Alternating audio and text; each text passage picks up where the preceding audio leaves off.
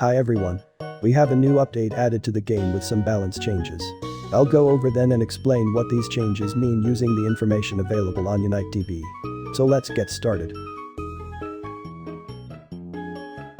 First we have Absol. Absol now have lifesteal on hit starting on 5% at level 5 and then 10% at level 9.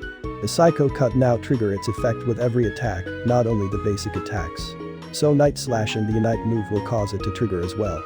And for Pursuit, now it has more range, and the upgraded move gives you 35% more movement speed, instead of only 25%. Since the Buddy Barrier nerf, Absol starts seeing some play even in the competitive scene, so the extra damage and the extra survivability will surely make Absol a lot stronger.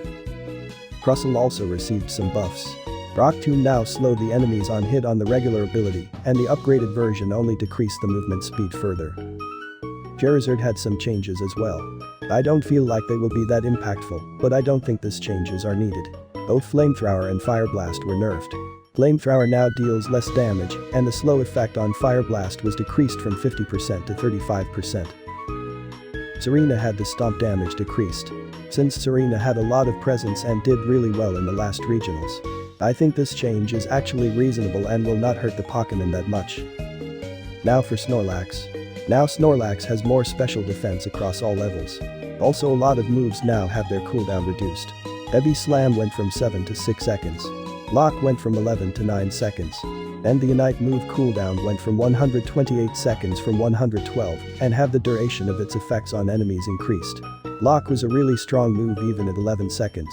Having its cooldown reduced can really help Snorlax.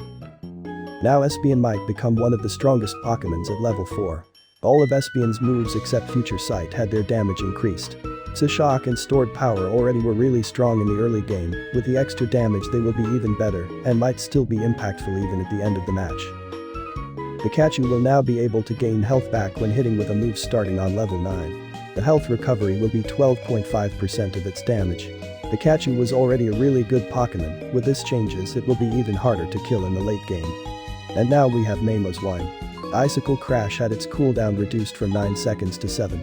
Ice Fang went from 8 seconds to 7 seconds. And like Snorlax, the Unite move cooldown was shortened from 134 seconds to 123.